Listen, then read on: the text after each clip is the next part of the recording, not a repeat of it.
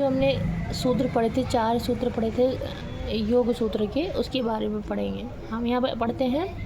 पहला था समाधिपद। समाधिपद मतलब होता है योग का पहला अध्याय है, जिसमें 51 सूत्रों वाला नियम है, जो चित्त की वृत्तियों को शांत कर मन की सर्वोच्च एकाग्रता और समाधि अवस्था प्राप्त करने की विधि बताता है। मतलब किसी भी चीज़ का इंट्रोडक्शन है, ये कैसे योग करते हैं और कैसे अपने सेल्फ को कंट्रोल करते हैं। दूसरा है साधना पद। पतंजलि योग सूत्र का साधना पत्र दूसरा अध्याय है और योग अभ्यास के व्यवहारिक तरीकों, क्लेशों के नाश और अष्टांग योग, यम, नियम आदि का वर्णन करता है। इसमें क्या है कि कैसे योग को परफॉर्म करेंगे उसके बारे में बताया गया है।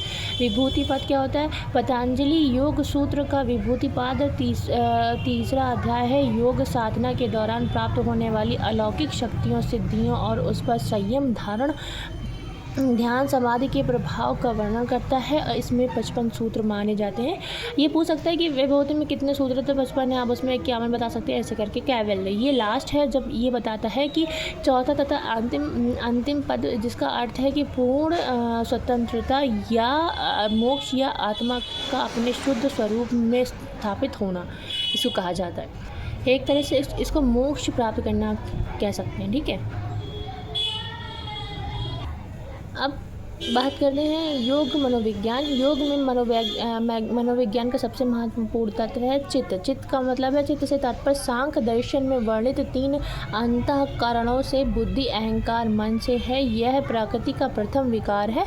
जब प्रकृति और पुरुष वहाँ पर मिलकर बने थे तो वहाँ पर चित्त बना, जिसमें सत्व, प्रकृति में जिसमें सत्व, रजस और तमस है। चित्त का मतलब यहाँ पर बुद्धि प्लस अहंकार प्लस मन के मिल के जो बनता है वो चित्त बनता है। यह जड़ प्रकृति का है, किंतु पुरुष के समीप होने के कारण यह चेतना को धारण कर लेता है। जब किसी वस्तु से जोड़ता है उसी का आकार ले लेता है। यही कारण है ये वृत्ति कहलाता है। मतलब ये हुआ कि जिस चीज़ पे के साथ जाएगा उसी का रूप ले लेगा। योग के कारण निरंतर अभ्यास के द्वारा ही चित्तवृत्तियों में नियंत्रण अभी आता है। मतलब अगर योग अच्छे से करेंगे तो आपकी जो खुद की सेंस ऑर्गन्स है या अपना जो दिमाग है उसको आप कैसे कंट्रोल कर सकते हैं उसके बारे में बात किया गया है।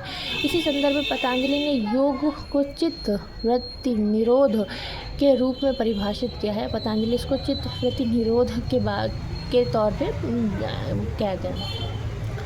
चित्त की अवस्थाएं। अब चित्त की कौन कौन सी अवस्थाएं, जो चित्त बढ़ा है जिसमें बुद्धि, अहंकार और मन है, उसके अंदर किन कौन कौन सी अवस्थाएं हो सकती हैं उनके बारे में।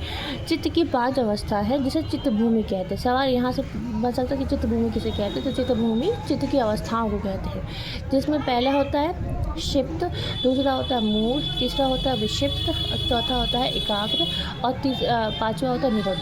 अब इनके बारे में हम डिटेल में जानेंगे कि क्या होता है। अभी इसके आगे नेक्स्ट वीडियो में इसके आप क्या कहते जान सकते हैं इसकी डिटेल के बारे में। अगर आपको मेरा वीडियो अच्छा लगा तो आप मुझे लाइक कर सकते हैं और सब्सक्राइब कर सकते हैं।